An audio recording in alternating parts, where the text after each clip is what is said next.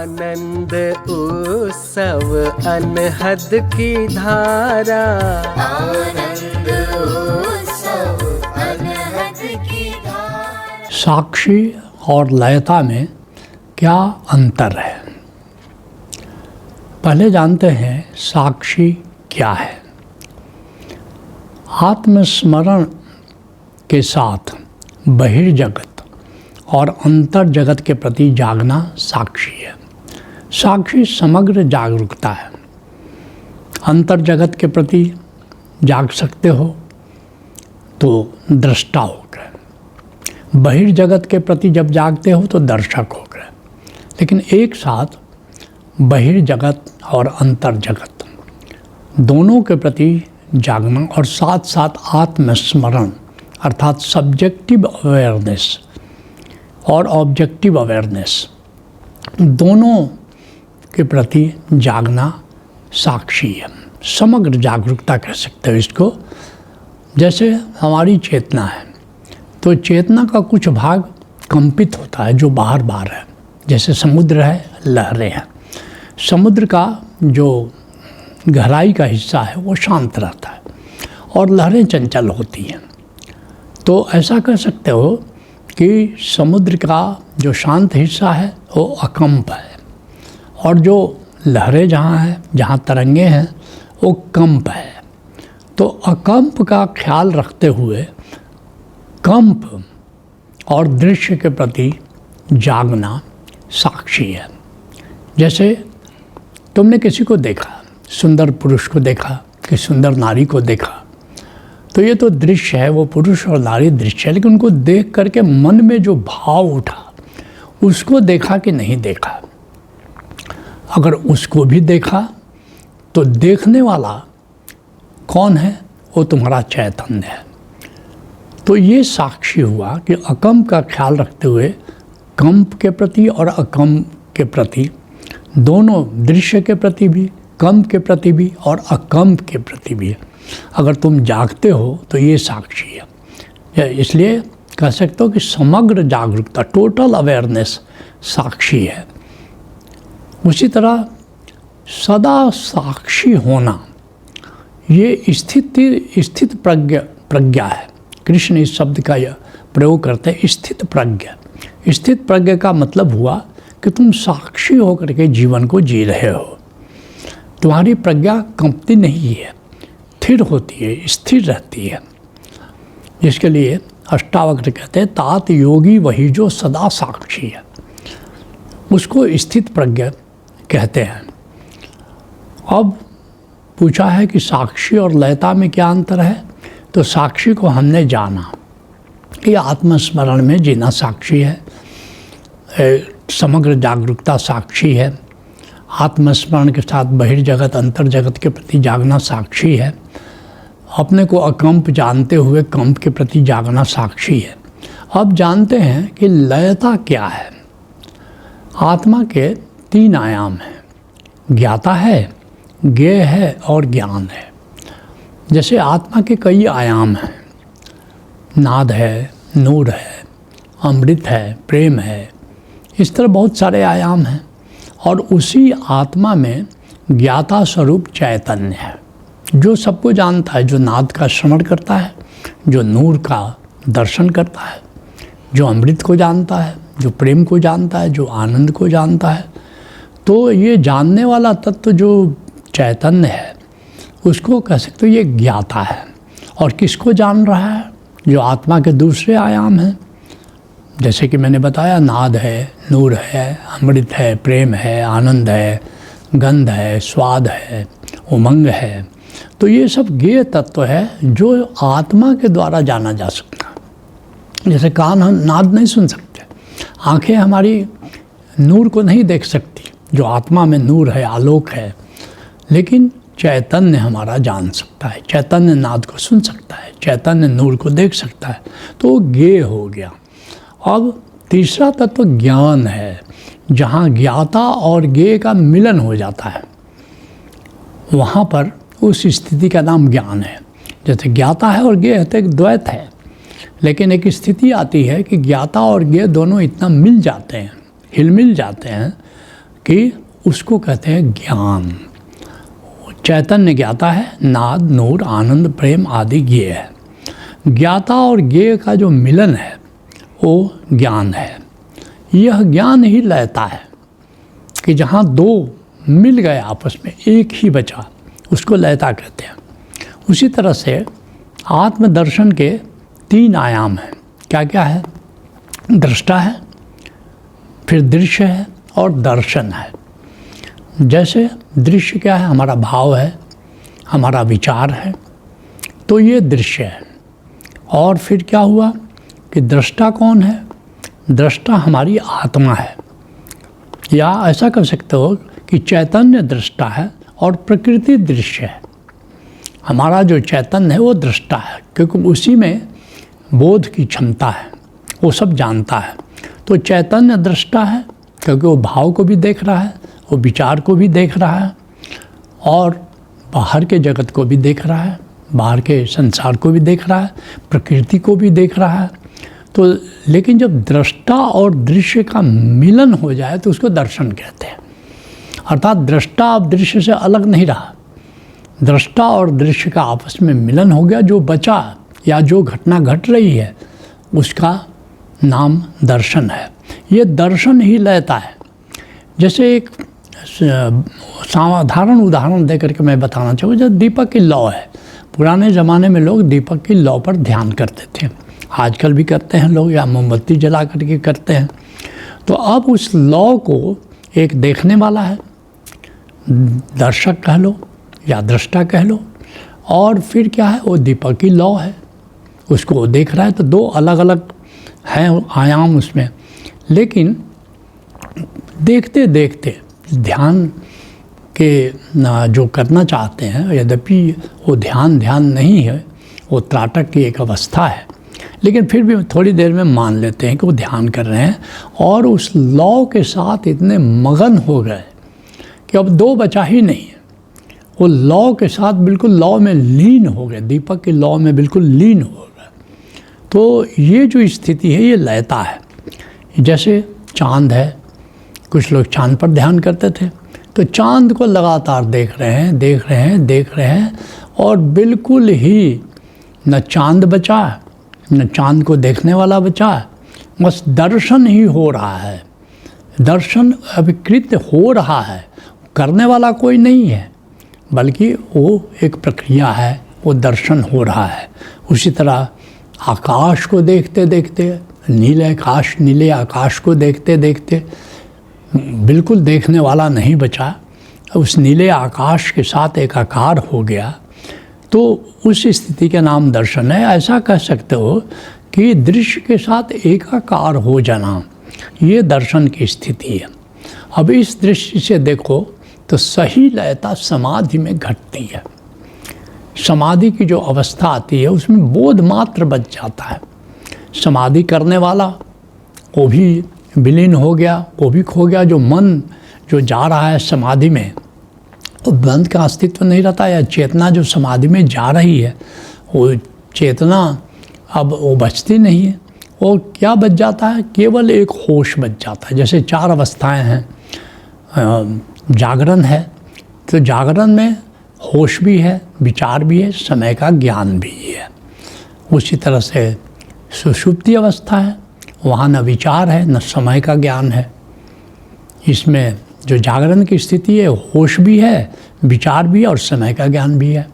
और जो स्वप्नावस्था है वहाँ पर बेहोशी है, माना कि वहाँ अपना समय है, अपने तरह का विचार है, लेकिन बेहोशी है। तो लेकिन जब समाधि घटती है तो होश तो पूरा रहता है, लेकिन उसमें न विचार बचता है और न समय का ज्ञान रहता है। तो इस तरह पतंजलि कहते हैं कि नींद और समाधि एक जैसी है। एक जैसी इसलिए है कि दोनों में निर्विचार है, दोनों में समय का बोध नहीं है, लेकिन फ़र्क इतना है कि समाधि में होश रहता है, बल्कि होश मात्र रहता है, और नींद में होश नहीं रहता है। लेकिन समाधि में एकदम बिल्कुल लय हो जाते हो, तुम अपने चैतन्य के साथ, अपने ज्ञाता के साथ बिल्कुल लय हो जाते हो। तो इसीलिए सही लयता का उदाहरण है समाधि है। उसी तरह से नाद श्रवण करते करते नाद में लीन हो जाते हैं लोग। अब कौन नाद का श्रवण कर रहा है? वो चैतन्य श्रवण कर रहा है, लेकिन अब वो चैतन्य का भी स्मरण नहीं रहा, बस ये जो गेय है, गेय तत्व क्या है? नाद है। गेय तत्व क्या है? नूर है, अमृत है, प्रेम है, आनंद है। तो बिल्कुल उसमें लीन हो जाना, उसके साथ एकाकार हो जाना, तो ये नाद इसके लिए श्रेष्ठतम साधन है जिसमें हम लय हो सकते हैं। नाद को सुनते सुनते सुनने वाला भी खो गया है। हैरत हैरत है सकी रहा कबीर हैराई। खोजते खोजते उसी में लीन हो जाना, देखते देखते उसी में लीन हो जाना, सुनते सुनते उसी में लीन हो जाना। इसलिए भगवान शिव पार्वती से कहते हैं न नाद समम लय है। हे पार्वती, नाद के समान लय होने का कोई साधन नहीं है। इसलिए कबीर साहब कहते हैं कि शब्द निरंतर से मन लागा मलिन वासना त्यागी, और उठत बैठत कबहू न टूटे ऐसी तारी लागी। बस कुछ लोग हैं जो नाद ही सुनते रहते हैं और नाद में खो जाते हैं, नाद में लीन हो जाते हैं।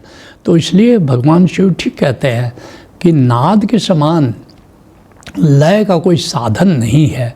और बहुत सारे लोगों की यही साधना रहती है कि नाद सुनते सुनते उसी में लीन हो जाते हैं। तो इस तरह लयता एक स्थिति है जिसमें कि द्वैत नहीं बचता, दो नहीं बचते, बस एक ही बच जाता है। तो इस तरह कह सकता हूँ कि ये जो लय होने के एक उदाहरण देकर बताता हूँ कि ये 4 चरण कहा जा सकता है। जैसे मान लो कर्म सभी करते हैं, हम सब लोग करते हैं, आप जानते हो।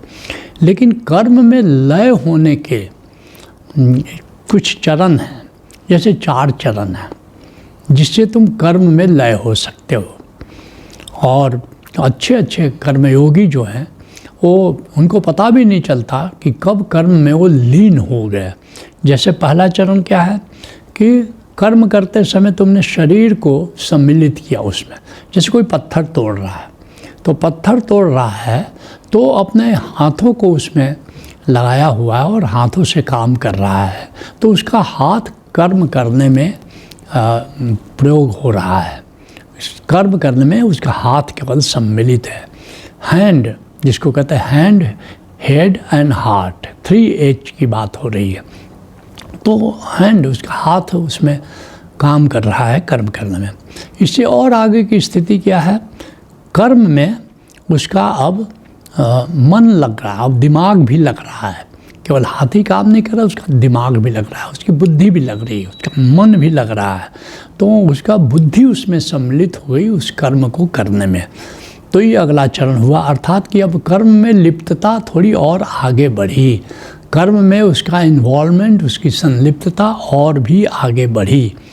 अब और आगे का चरण क्या? तीसरा चरण क्या है कि कर्म में हृदय का सम्मिलित होना, भाव से भी अब सम्मिलित है। जैसे वो प्रतिमा गढ़ रहा है और उस पर शिव की प्रतिमा है और उसको मालूम है कि शिव की प्रतिमा पूजित होगी, स्थापित होगी, शिव के भक्त आएंगे, वह खुद भी शिव का भक्त हो सकता है, मेरे द्वारा बनाई गई प्रतिमा अब शिव की तरह स्थापित होगी, हाँ मैं तो धन्य हो गया। अब हृदय भी उसका सम्मिलित हो गया तो और एक चरण आगे बढ़ गया, उसकी संलिप्तता और भी बढ़ी, उसकी लीनता और भी बढ़ी। और थोड़ा और आगे गया तो कर्म में आत्मा का सम्मिलित हो जाना। अब स्वयं पूरी तरह समग्र रूप से अब वो उस कर्म में लिप्त हो गया। तो ये पूरी तरह कहेंगे कि लयता घटित हो गई। अब करने वाला कर्ता जो था और जो कर्म था, वो जो किया जा रहा था, वो दोनों का आपस में विलय हो गया, आपस में दोनों का संगम हो गया।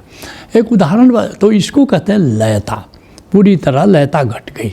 बाकी में लयता चरणबद्ध थी, कुछ प्रतिशत में थी, लेकिन यहाँ लयता 100% हो गई।